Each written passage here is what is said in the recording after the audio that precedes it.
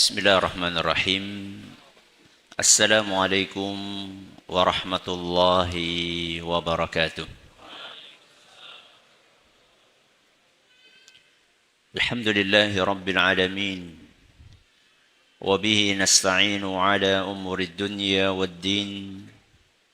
Wa sallallahu ala nabiyyina wa sayyidina Muhammadin wa ala alihi wa sahbihi ajma'in. Amma ba'd.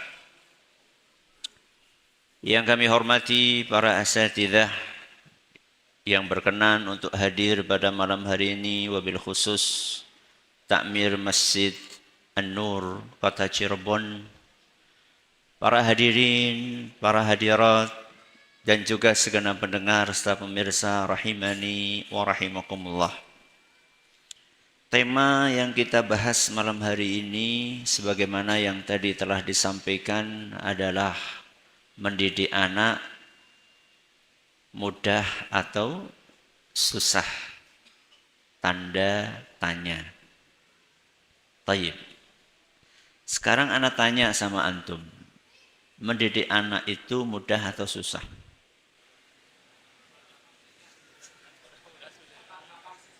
Gampang susah, atau susah gampang? Hah?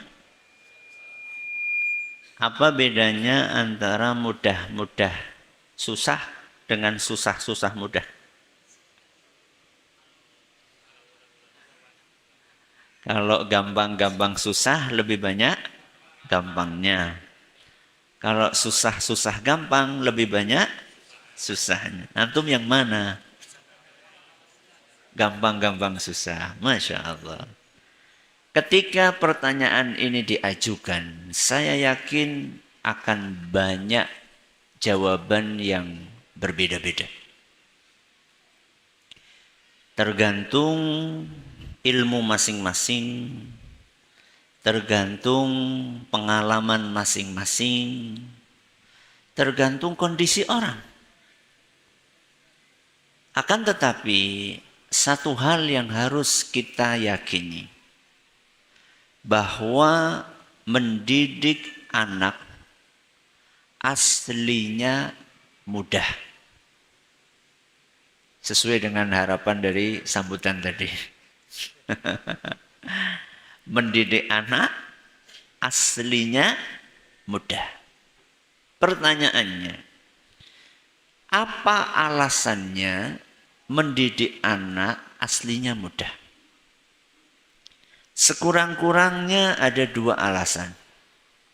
Ada berapa? Ada dua alasan. Alasan yang pertama, karena mendidik anak bagian dari syariat Islam. Apa alasan yang pertama? Mendidik anak bagian dari syariat Islam. Dan syariat Islam mudah atau susah? Mudah. Syariat Islam mudah. Sebagaimana yang disampaikan oleh Nabi kita Muhammad sallallahu alaihi wasallam dalam sebuah hadis yang diriwayatkan oleh Imam Al-Bukhari, "Innad dina yusrun." Sesungguhnya agama ini mudah. Sesungguhnya agama ini mudah. Kalau Islamnya aslinya mudah dan mendidik anak termasuk bagian dari syariat Islam, maka mendidik anak pun juga ikut mudah. Ini alasan keberapa? Pertama. Alasan yang kedua, kenapa mendidik anak itu aslinya mudah? Karena Allah telah memberi kita modal. Apa alasan yang kedua? Karena Allah telah memberi kita modal. Mengawali usaha dengan modal dibandingkan mengawali usaha tanpa modal, lebih mudah mana? yang ada modalnya. Oke. Apa emang modal yang sudah Allah berikan kepada kita? Satu, panduan. Apa? Panduan. Yang kedua, fitrah. Apa modal yang Allah berikan kepada kita? Panduan. Yang kedua, fitrah. Panduan apa, Ustadz? Ya panduan mendidik anak. Di mana kita dapatkan panduan itu, Ustadz? Ya di dalam Al-Quran dan Sunnah Nabi SAW. Kok anak belum tahu? Makanya cari tahu. Panduan itu ada dalam Al-Quran. Panduan itu ada dalam Sunnah. Panduan itu termaktub dalam kitab-kitab para ulama kita. Dan panduan itu bukan sembarang panduan. Tapi panduan yang berhasil menelurkan manusia-manusia hebat sepanjang sejarah. Baik itu dari sisi kecerdasannya. Ataupun dari sisi karakternya. Coba lihat kecerdasan seorang sahabat Nabi SAW yang namanya Zaid bin Thabit. Siapa? Zaid bin Thabit. Disuruh oleh Nabi SAW untuk belajar bahasa yang susahnya minta ampun. Bahasa apa? Ibrani. Bahasanya orang Yahudi. Hurufnya saja sudah beda. Huruf Ibrani, pernah lihat? Itu kan kalau dalam literatur Jawa itu kayak Hana Caraka, Data Sawala, Magabatanga, pada jayanya Magabatanga. Kan mirip-mirip hurufnya, susah. Akan tetapi Zaid bin Thabit khatam mempelajari bahasa ini hanya dalam 17 hari. Berapa? 17 hari. Ana sama antum belajar bahasa Inggris berapa hari? Dari SD sudah belajar bahasa Inggris 6 tahun. SMP 3 tahun. SMA 3 tahun. Sudah berapa tuh? 12. S1 4 tahun. Itu kalau cepat ada yang 10 tahun kan? 16 tahun belajar bahasa Inggris. Bisa apa? Yes, no. Zaid bin Thabit 17 hari menguasai tulisan dan omongan. Gak cuma sekedar omongan, tapi tulisan. Bisa menulis, bisa membalas surat, bisa membaca surat, bisa ngobrol. Itu ngomongin kecerdasan. Karakter, keberanian. Usama bin Zaid. Siapa? Usama bin Zaid. Sudah dipercaya untuk menjadi panglima perang. Kaum muslimin melawan pasukan Romawi. Negara adikuasa saat itu. Di umur 18 tahun. Umur berapa? 18 tahun. Anak-anak sama anak antum umur 18 tahun bisa ngapain? Emang masih ada yang mainan layangan? Main apa? Game. Jadi panduan mendidik anak yang ada di dalam agama kita itu sudah terbukti menghasilkan manusia-manusia hebat. Tapi sayangnya banyak di antara kita yang mengabaikan panduan tersebut. Jadi alasan kedua kenapa mendidik anak muda, karena kita sudah dikasih modal. Modalnya apa tadi? Panduan. Modal yang kedua apa? Fitrah. Apa itu fitrah? Banyak penafsiran yang disampaikan oleh para ulama. Di antara penafsiran yang disampaikan oleh sebagian ulama adalah fitrah kesiapan untuk menerima kebaikan. Apa fitrah? Kesiapan untuk menerima kebaikan. Yang dikasih sama Allah fitrah ini anak kiai atau anak preman? Semuanya. Apa kata Nabi kita Muhammad sallallahu alaihi wasallam dalam hadis yang diriwayatkan oleh Imam Bukhari, "Kullu mauludin yuladu 'alal fitrah." Setiap bayi lahir punya fitrah. Oke? Berarti mendidik anak aslinya mudah atau susah? Alasan pertama,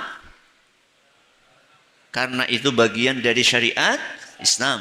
Dan syariat Islam itu karakternya mudah. Alasan kedua,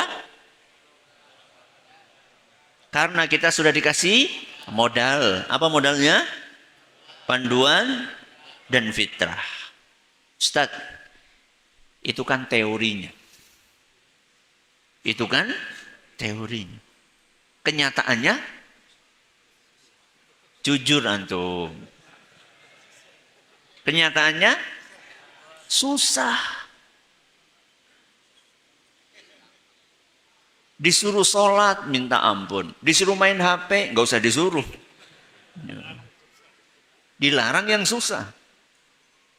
Tapi kenyataannya Ustadz, itu kan teorinya mudah, tapi kenyataannya susah. Oke.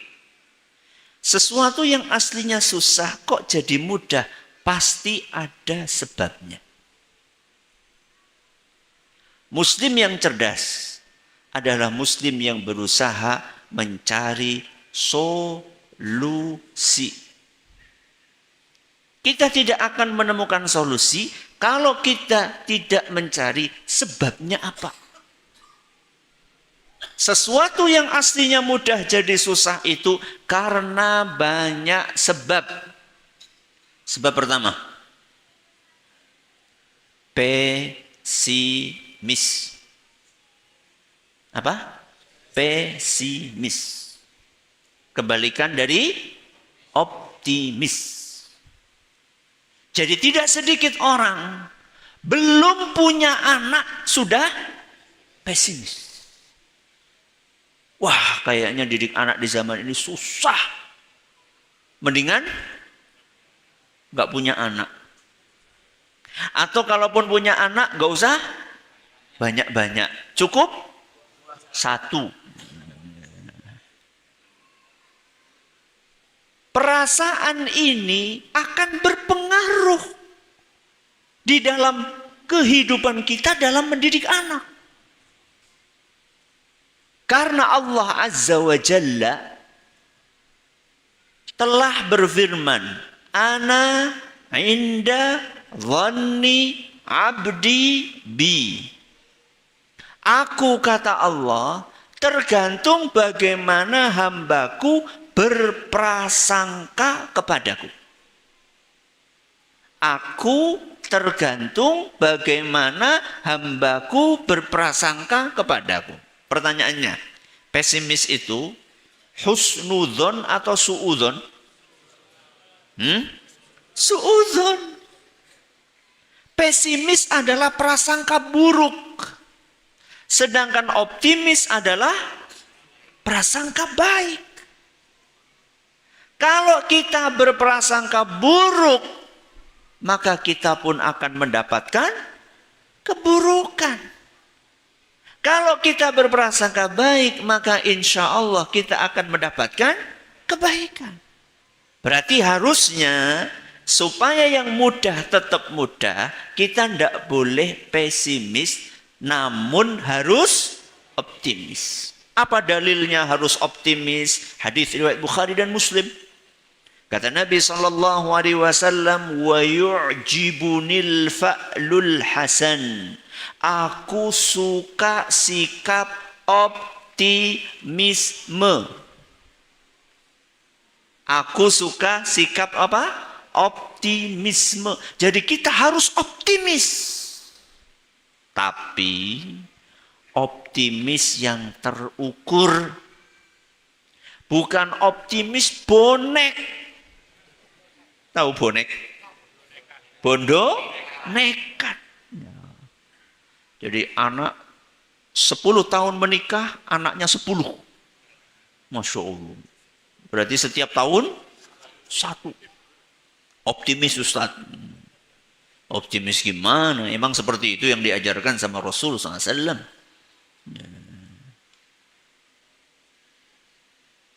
Ummu, kenapa kok nggak puasa? Lagi hamil. Tahun depan ditanya, kamu kenapa nggak puasa?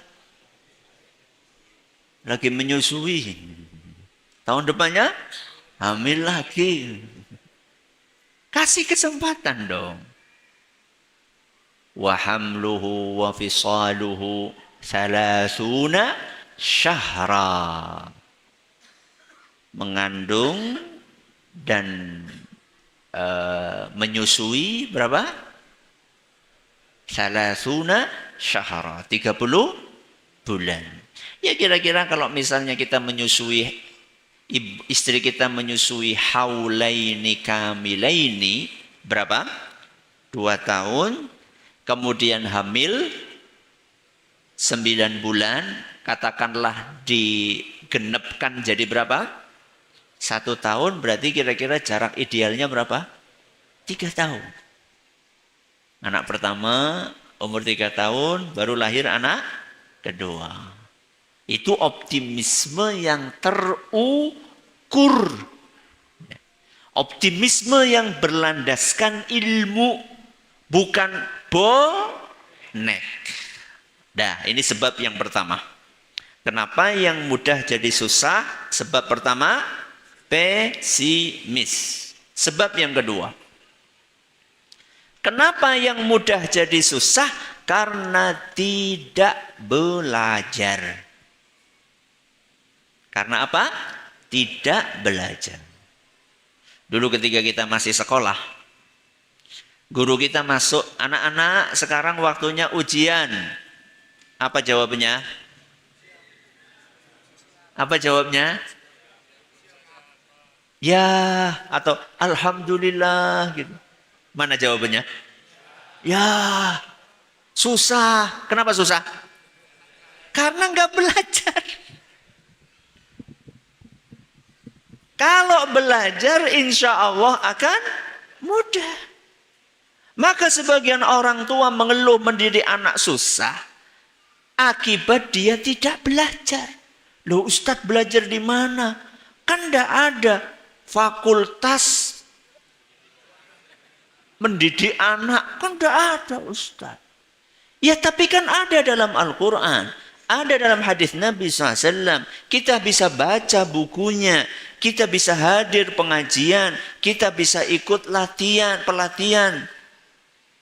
Tentang parenting. Semuanya ada hari ini. Terus kenapa kita tidak mau belajar? Semua dari kita ketika lahir gak tahu apa-apa. Ana sama antum statusnya sama. Wallahu akhrajakum min butuni ummahatikum la ta'lamuna syai'a. Allah mengeluarkan kalian semua dari perut ibu kalian la ta'lamuna syai'a, tidak tahu apa-apa. Anak ustadz atau anak petani siapa? Sama aja. Pokoknya setiap bayi yang lahir nggak tahu apa-apa. Terus walaupun kita nggak tahu apa-apa, tapi Allah kasih modal. Wa ja'ala lakumus sam'a wal absara wal af'idah. Tapi Allah bekalkan kepada kalian pendengaran, terus penglihatan, terus hati. Allah kasih itu sebagaimana Allah jelaskan dalam Al-Quran surat An-Nahl ayat 78. Surat apa? An-Nahl ayat 78. Dah ya, kita ulangi. Sebab pertama apa? Pesimis. Sebab kedua, tidak belajar. Sebab yang ketiga, modal disia-siakan. Apa yang ketiga? Modal disia-siakan. Masih ingat apa modal yang Allah berikan? Panduan fitrah. Panduannya nggak dipelajari, alias sebab yang kedua tadi nggak belajar. Wong sudah ada panduannya, salahnya sendiri nggak dipelajari. Yang kedua fitrah. Fitrah yang sudah Allah tanamkan di dalam diri anak kita disia-siakan. Saya kasih contoh. Bangunin anak subuhan, gampang apa susah? Gampang apa susah? Susah kan? Kenapa? Kenapa? Males. Yang males siapa? Ketika anak kita masih bayi. Anak tanya sama antum. Ketika anak kita masih bayi. Bayi itu bangunnya gasik. Gasik tahu gasik? Cepat. Gasik. Jam 4, jam 3. Apa nanti jam 8? Antum masih ingat gak sih punya anak? Anak kita itu ketika bayi, bangunnya itu gasik atau siangan? Gasik. Maksimal jam 4, bahkan jam 3 sudah pada bangun. Pertanyaannya, ketika anak kita bangun jam 3, Allah setting anak kita bangun gasik. Apa sikap kita sebagai orang tua? Jujur. Jujur. Kita suruh apa? Tidur lagi nak. Masih malam. Abi Umi masih ngantuk. Berapa kali anak kita digituin? Sering. Modal fitrah bangun pagi disia-siakan. Berarti yang salah siapa? Orang tuanya. Harusnya itu ketika anak kita bangun jam 3 pagi, kita sambut dengan wajah senyum. Kita sambut dengan berseri-seri, ahlan. Masya Allah. Ada yang kayak gitu? Insya Allah nanti malam. Ya. Oke. Ini contoh ya, menyanyiakan modal dari Allah. Contoh yang lain. Ada sebagian orang tua mengeluh. Ustaz, anak saya sampai gede masih ngompol. Sampai gede masih ngompol. Akhirnya sampai sekarang masih tetap dipakein pampers. Fitrahnya anak menyukai kebersihan atau kekotoran? Kebersihan atau kekotoran? Kebersihan. Buktinya ketika anak ngompol, saat bayi ngompol, membasahi celananya, bajunya, apa responnya anak? Nangis. Ada nggak anak yang ngompol ketawa ketiwi? Bahagia gitu? Nggak ada. Fitrahnya tidak menyukai kekotoran. Terus siapa yang merusak fitrah itu? Selalu kemana-mana dipakein pampers. Saya tanya sama jenengan. Mbah-mbah kita dulu. Mbah-mbah kita dulu. Punya bayi atau tidak? Punya. Mengalami masa-masa anaknya ngompol, anaknya pengen pipis atau tidak? Saat itu ada popok atau tidak? Mereka bisa mendidik anaknya atau tidak? Bisa. Mbah-mbah kita dulu itu nggak tahu istilah toilet training. Tapi sudah mempraktekkan toilet training. Kita hari ini tahu istilah toilet training tapi males mempraktekkan toilet training. Mbah kita dulu kalau kita mau tidur disuruh ngapain? Ayo nak, ke kamar mandi dulu pipis. Cuci kaki. Kalau kita sekarang suruh apa? Wudhu. Nanti jam 12 kita diapain? Dibangunin. Itu namanya toilet training. Ayo nak, pipis dulu, mbok ngompol. Siapa orang tua yang seperti itu hari ini? Banyak di antara mereka cari gampangnya aja. Diapain? Pempes. Makanya kalau nyari pempes cari yang 10 jam. Mungkin kalau ada yang 24 jam. Jadi pempesnya itu sampai apa? Apa ini? Sampai gede gitu. Menggelembung gede gitu. Masya Allah. Na'udzubillahi min dzalik. Ini sebab yang keberapa? Ketiga. Apa sebab yang ketiga? Karena modal dari Allah diapain? Disia-siakan. Sebab yang keempat. Sisa berapa menit? Berapa menit? Berapa? Taib. Adzan jam berapa? 51. 51. Ya, taib. Insyaallah cukup. Sebab yang keberapa? 4.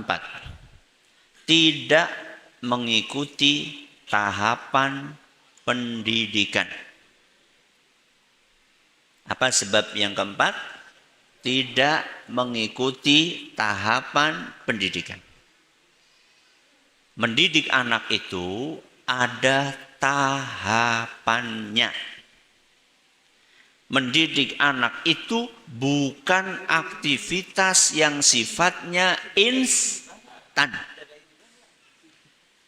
Salah satu yang membuat pendidikan anak yang aslinya mudah jadi susah karena orang tuanya tidak mengikuti tahapan yang sudah digariskan di dalam agama. Saya kasih contoh. Ngajak anak sholat. Membiasakan anak sholat. Ada tahapannya? Ada tahapannya? Berapa tahap? Berapa tahap? 3. Berapa? 3.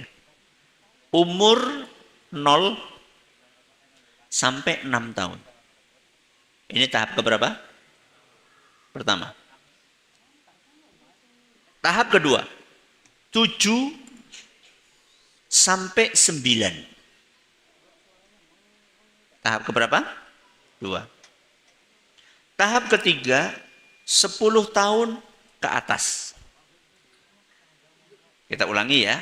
Ada berapa tahap? 3. Tahap pertama 0 sampai 6. Tahap kedua 7 sampai 9. Tahap ketiga 10 ke atas. Apa dalilnya Ustaz? Dalilnya adalah sabda Nabi sallallahu alaihi wasallam yang diriwayatkan oleh Imam Abu Dawud.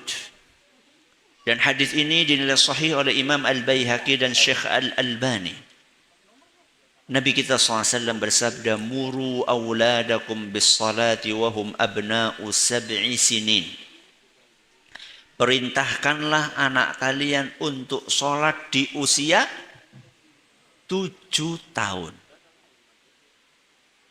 Berarti sebelum usia 7 tahun, usia berapa? 0 sampai 6. Itu tahap pertama. Berarti tahap kedua mulai umur 7 tahun. Sampai umur berapa? Wadribuhum 'alaiha wa hum abna'u 'ashrin. Ketika anak itu sudah umur 10 tahun, tidak mau sholat, maka pukul. 10 tahun berarti fase keberapa? 3. Di atas Di atas mulai dari 7 sampai sebelum 10. Berarti 7 sampai 9. Ini fase yang kedua. Dan masing-masing fase ini ada aturannya. Oke?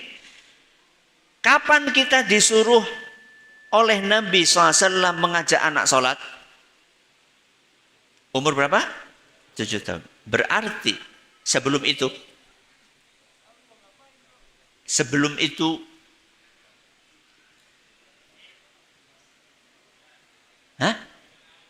dikenalkan caranya diajak sholat, itu namanya nyuruh. Dicontohkan caranya gimana? Orang tuanya sholat di mana? Di masjid. Berarti anaknya dibawa ke masjid. Di rumah. Kok laki-laki di rumah? Oh, sunnah. Laki-laki sholatnya di mana? Laki-laki sholatnya di mana? Tergantung sholat apa. Laki-laki sholatnya di mana? Kalau fardu di masjid. Kalau sunnah di rumah.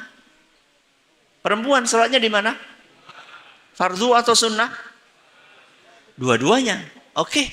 Berarti anak itu setiap hari di rumah melihat siapa? Ibu dan bapaknya. Ibunya sholat fardu dan sholat sunnah, bapaknya sholat sunnah. Masa sih 6 tahun? Berapa? 6 tahun. Sehari berapa kali? 5 kali. Ngelihat bapak dan ibunya sholat, kok nggak kepengin niru? Nggak mungkin. Anak adalah peniru ulung. Apa? Anak adalah peniru ulung. Dia akan meniru apa yang dilihatnya. Maka kalau anak kecil suka main HP, jawab. Karena sejak disusui sama ibunya, selalu yang dia lihat adalah ibunya main HP. Berarti cuma ibunya tok. Sama aja bapaknya juga. Berarti anak itu peniru ulung dalam hal-hal yang baik atau yang buruk? Dua-duanya. Makanya kalau ada anak yang rusak, yang paling tanggung jawab orang tua. Tapi kebanyakan orang tua, wah ini gara-gara pergaulan, gara-gara teman, gara-gara macam-macam. Bukan introspeksi diri. Oke, kembali ke fase yang pertama ya. Fase yang pertama berarti diapain? Dicontohin.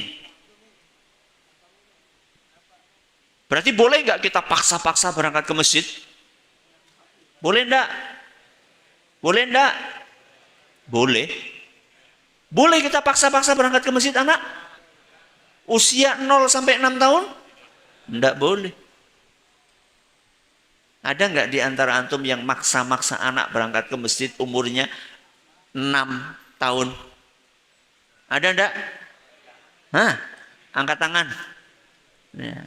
Salah. Udah kayak gitu rame lagi di masjid. Enggak cuma rame. Orang pada sholat, dia jalan-jalan megang sarung, seret. Iya kalau misalnya orang itu di dalam sarung pakai celana. Kalau enggak kan gawat itu. Dorong-dorong orang sholat. Itu akibat tidak mengikuti arahan yang diisyaratkan dalam hadis Nabi Muhammad sallallahu alaihi wasallam. Dah ya? 0 sampai berapa? 6. Diapain? Dicontohin. Kita pindah fase yang kedua. Umur berapa tadi?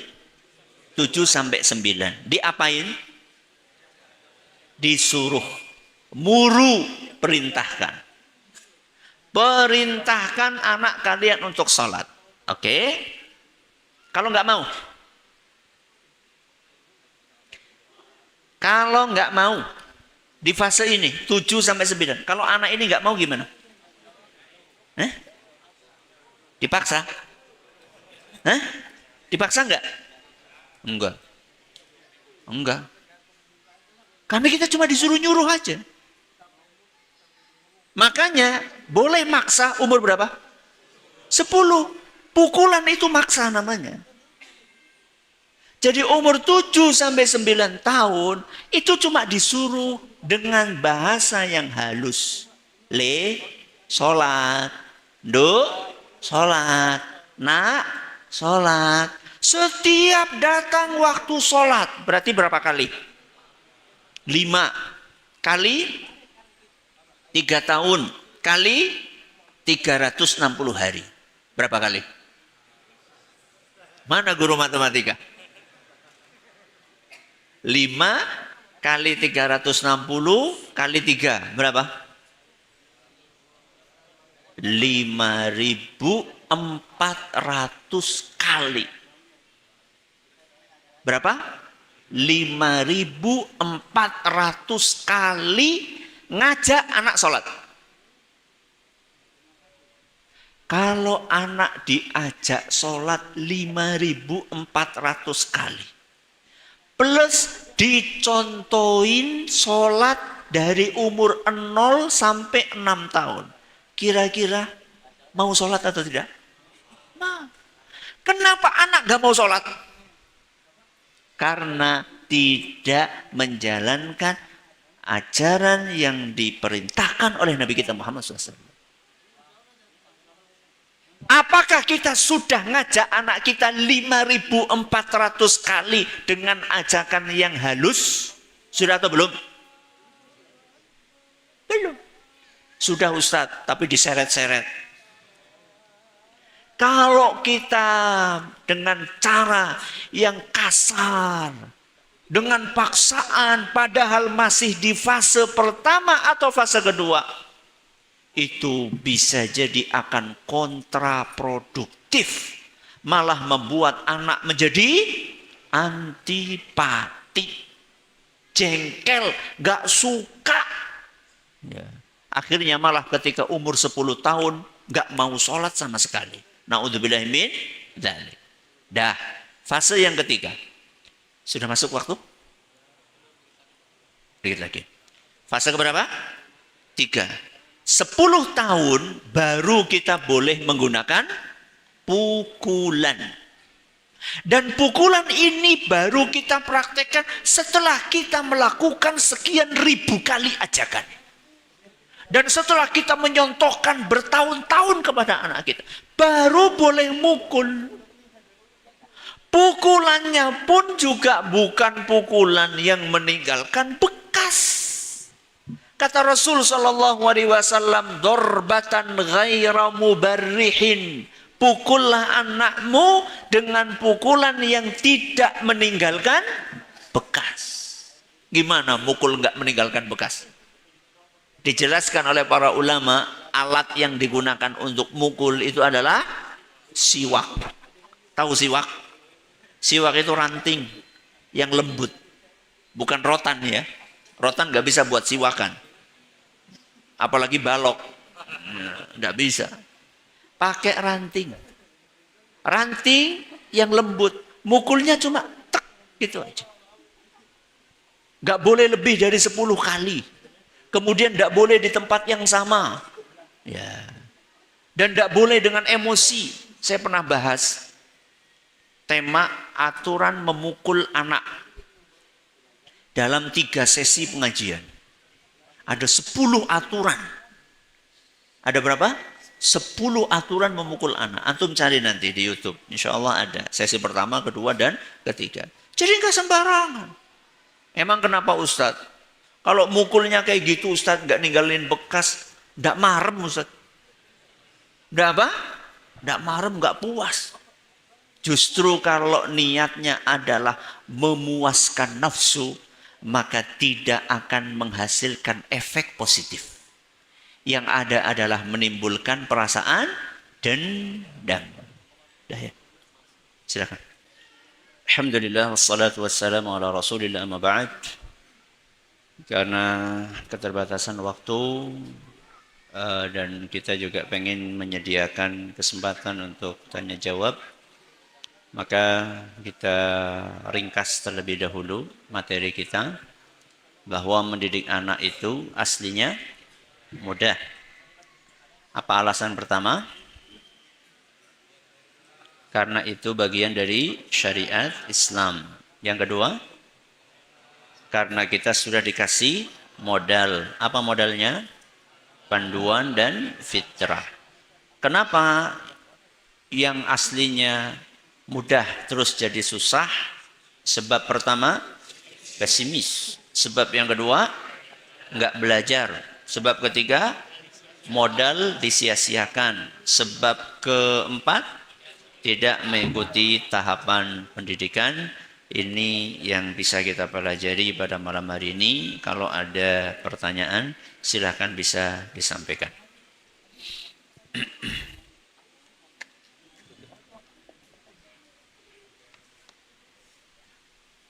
Silakan. Assalamualaikum warahmatullahi wabarakatuh. Waalaikumsalam warahmatullahi wabarakatuh. Terima kasih Ustaz memberikan saya kesempatan untuk bertanya. Gini, kebetulan kan saya punya adik ya Ustaz ya, umurnya itu sudah 7 tahun. Dan tadi kan Ustaz bilang di fase ini kita sudah waktunya menyontohkan ya Ustaz ya. Tapi kadang adik saya itu susah ya Ustaz kalau disuruh sholat. Kecuali kalau misalnya saya kasih hadiah, misalnya saya kasih uang 5.000 gitu loh, nanti ikut sholat berjamaah bareng sama saya gitu loh. Nah, tapi kadang saya merasa khawatir gitu Ustaz. Khawatirnya nanti dia sampai besar kebiasaan kalau beribadah itu mengharapkan imbalan.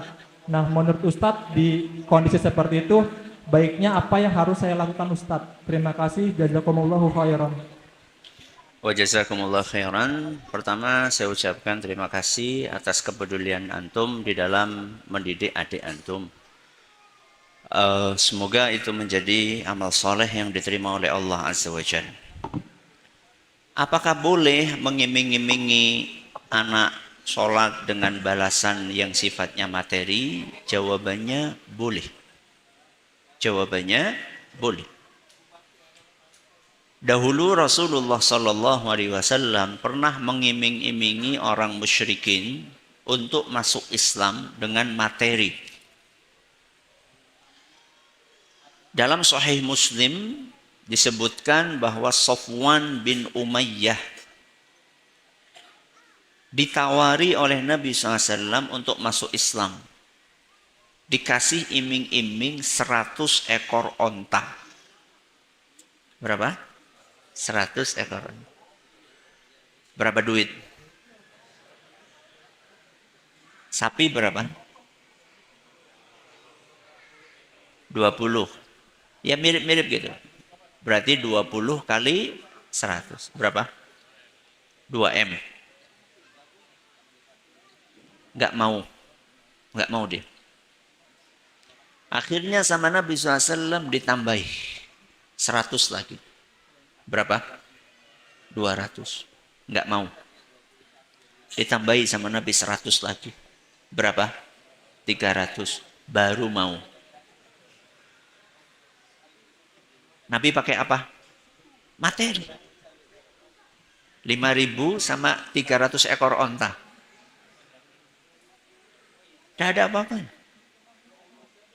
Ustaz, nanti jadi kebiasaan buruk Ustaz.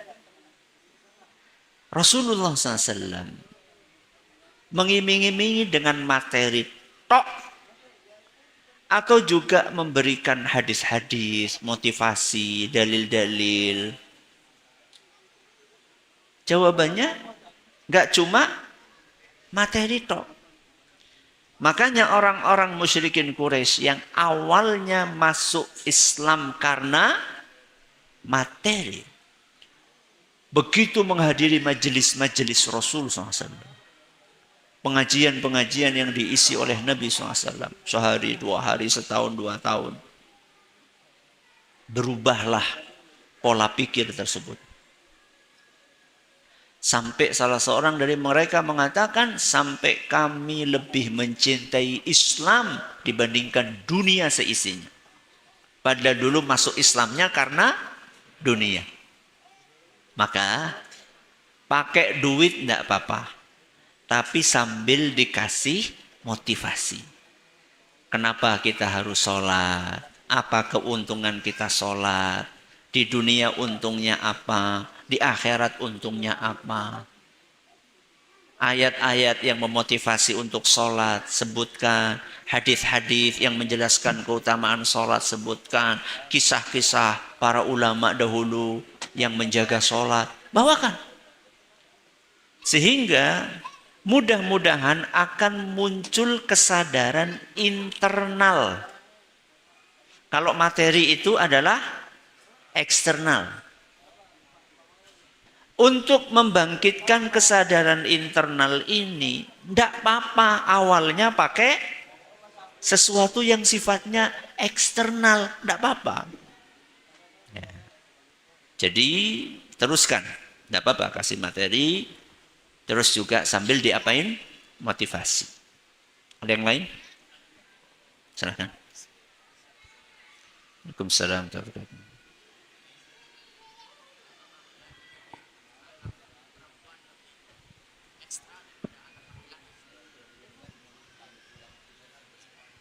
Assalamualaikum warahmatullahi wabarakatuh. Waalaikumsalam. Ana izin bertanya Ustaz, apakah mendidik anak perempuan lebih ekstra dibanding anak laki-laki? Apakah Jazakallah khairan, mendidik Ustaz. anak perempuan lebih ekstra? Jawabannya iya. Jawabannya iya. Man ala jariyataini, kata Nabi SAW. Barang siapa yang mendidik 2 anak perempuan, maka aku janjikan balasan istimewa. Kalau 2 anak laki-laki gimana? Hah? Ada enggak? Enggak ada. Berarti enggak perlu. Iya, masa enggak ada didik anak laki-laki?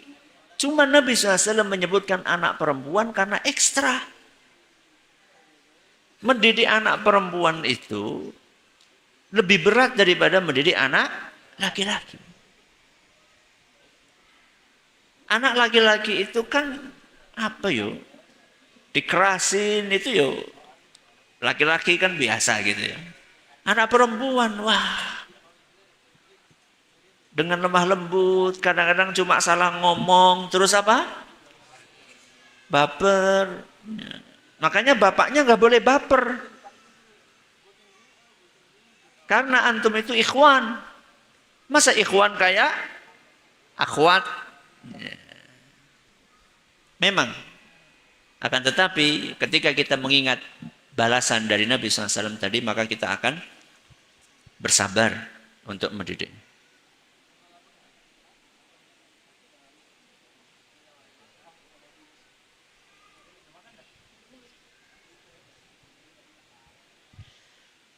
Berdasarkan hadis riwayat Abu Dawud dalam tahapan pendidikan anak, apakah anak yang dimaksud hanya anak kandung?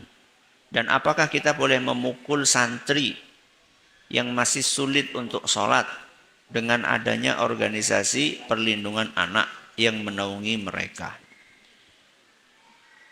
Kalau memukulnya sesuai dengan aturan yang 10 itu, tidak apa-apa. Tapi yang ada kadang-kadang pakai rotan. Dan mukulnya sampai biru. Ya. Itu enggak sesuai aturan Nabi SAW. Andaikan organisasi perlindungan anak itu membaca aturan-aturan tersebut, mereka akan membolehkan insya Allah. Iya, karena aturannya luar biasa. Aturannya luar biasa. Nggak boleh lebih dari 10. Kalau misalnya lebih dari 1, nggak boleh di 1 tempat. Harus apa? harus pindah-pindah, kemudian tidak boleh meninggalkan apa tadi? Bekas. Ya. Kalau anaknya mengatakan cukup, maka kita harus berhenti. Coba sekarang, ada sebagian orang tua, ada sebagian musyrif ya, di pesantren, ketika anaknya sudah cukup, ampun, malah ditambahin. Tidak ada itu dalam ajaran Islam. Ya. Tidak ada dalam ajaran Islam. Barakallah.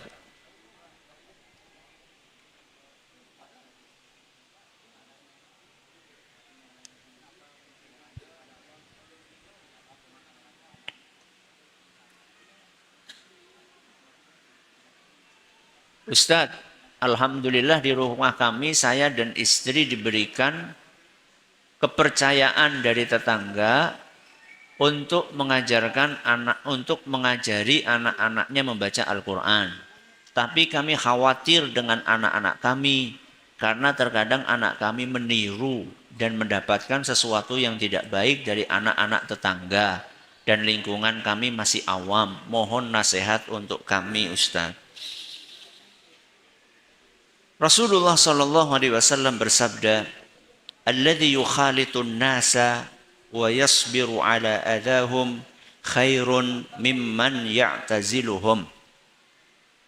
Seseorang yang berinteraksi, bergaul, bermasyarakat dengan lingkungannya dan dia sabar menghadapi hal-hal yang tidak pas, lebih baik daripada orang yang mengisolir dirinya.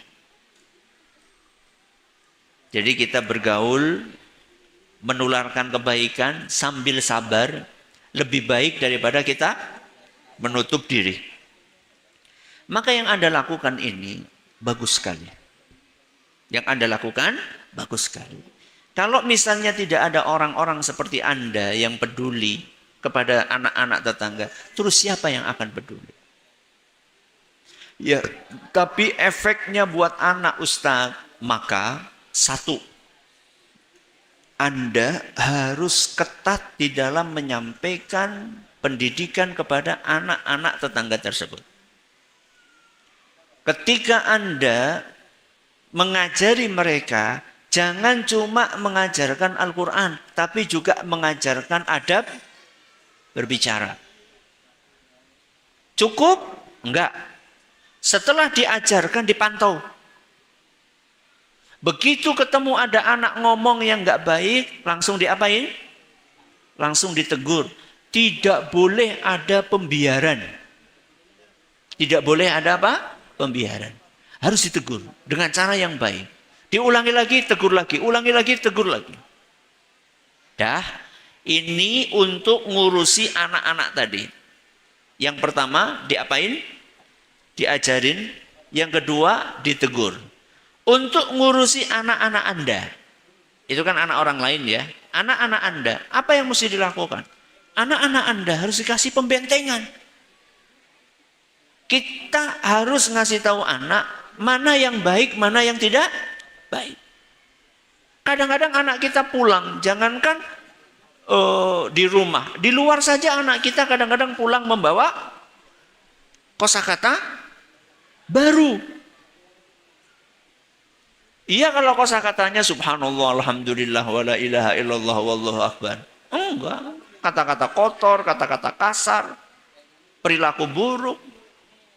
Tahu-tahu nunjukin jari apa? Jempol sih enggak apa-apa. Ya, jari tengah. Ya. Ngacungkan seperti itu. Dipanggil anak kita. Nah, itu apa? Rata-rata jawabannya enggak tahu. Maka kalau ada anak seperti itu enggak tahu harusnya diapain? Dikasih tahu. Diajari, bukan dihajar. Ya, diajari. Ya. Kenapa? Itu apa nak maknanya? Ini maknanya jelek nak. Ya tapi kan orang-orang pada berbuat seperti itu. Ya kalau jelek kenapa ditiru? Coba sekarang, kalau ada orang masuk ke sumur, apa kamu ikut-ikutan? Masuk ke sumur. dengan alasan sekelas semuanya masuk sumur gitu. Apa seperti itu? Kan enggak, nasihati. Justru menurut saya itu kesempatan supaya anak kita ini punya prinsip. Ya, wallahu taala a'lam.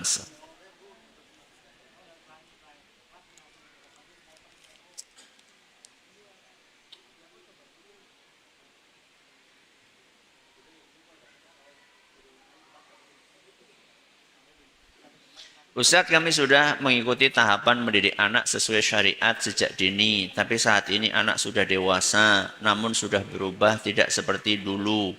Bagaimana solusi bagi anak yang seperti ini, anak perempuan agar tetap istiqamah? Syekh Abdullah Al-Ghudayyan rahimahullahu ta'ala pernah ditanya sama putrinya, Abi, bagaimana caranya mendidik anak di zaman yang seperti sekarang ini? Di zaman yang berat sekali. Apa tipsnya? Kata beliau, tipsnya 2. Keteladanan dan doa. Apa tipsnya?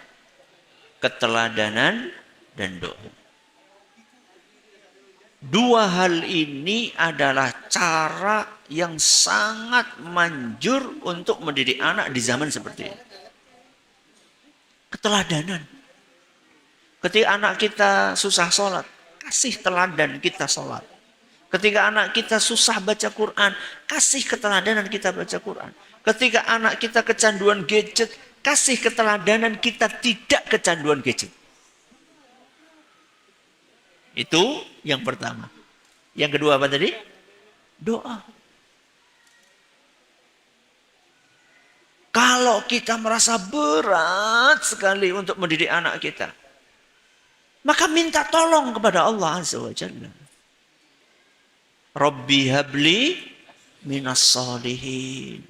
Rabbi ja'alni muqimas salati wa min dzurriyyati. Rabbana wa taqabbal du'a. Minta sama Allah Azza wa Jalla. Hanya Allah yang bisa mengubah hati seseorang. Tidak ada yang bisa membuat hati seseorang berubah dari buruk menjadi baik atau sebaliknya, kecuali siapa? Allah Azza wa Jalla. Maka minta sama Allah. Nangis sama Allah. Mohon, menghibah, merintih kepada Allah.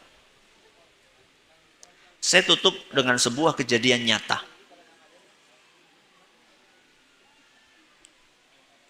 Dikisahkan oleh seorang askar. Apa askar? Polisi.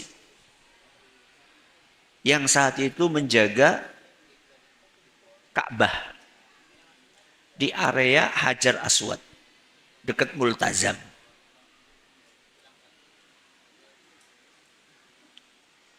Polisi ini memperhatikan ada seseorang, bapak, yang setiap tawaf mampir di situ dia berdoa kepada Allah, ya Allah karuniakanlah kepadaku anak.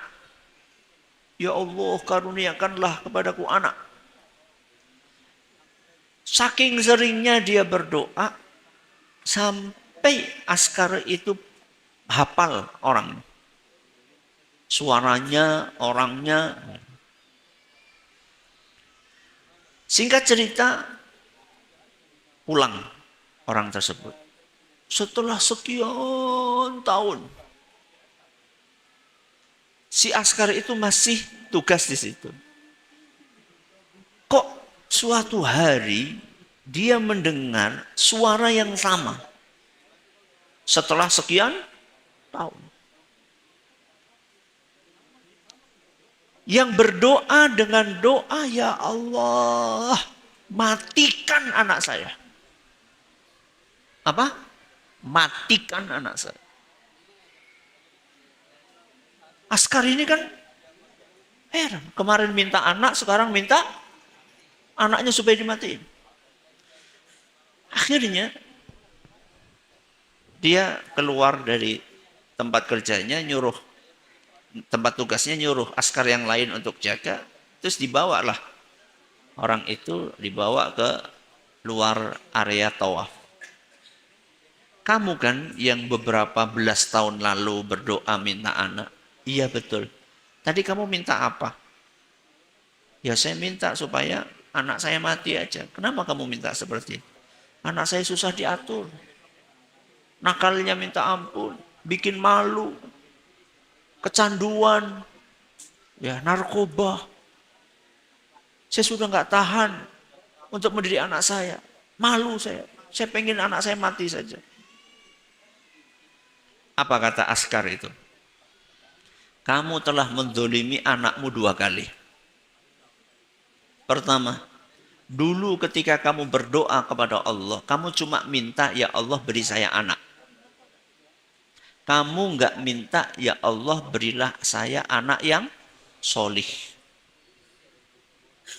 1, kamu mendolimi anakmu karena kamu minta kepada Allah sekedar anak. Yang kedua, sekarang anakmu nakal, kamu bukannya mendoakan dia dapat hidayah, malah mendoakan dia mati. 2 kali kamu mendolimi anakmu.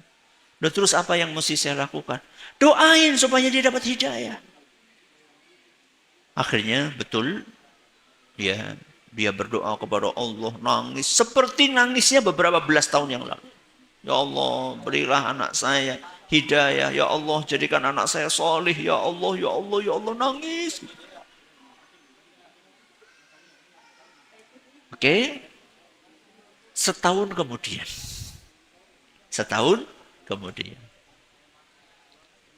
Si bapak itu umroh bersama dengan anaknya. Dan menemui si askar. Ini anak saya. Masya Allah, kan kelihatan ya, anak yang baik, ya nurut itu kelihatan. Masya Allah, ini anakmu. Iya. Ayo nak, coba cerita. Gimana? Kok kamu sekarang, Masya Allah, tabarakallah, kelihatan baik. Di tanggal anu, di hari anu, di jam anu, tiba-tiba saya di rumah, mendengar suara azan dan tergerak hati saya untuk berangkat ke masjid. Dan saya merasa rindu sekali dengan masjid. Di tanggal anu, di hari anu, di jam anu. Ternyata di hari itu, di tanggal itu, di jam itu, sama persis bapaknya lagi apa? Berdoa. Saat itu juga dikabulkan sama Allah. Jangan putus asa.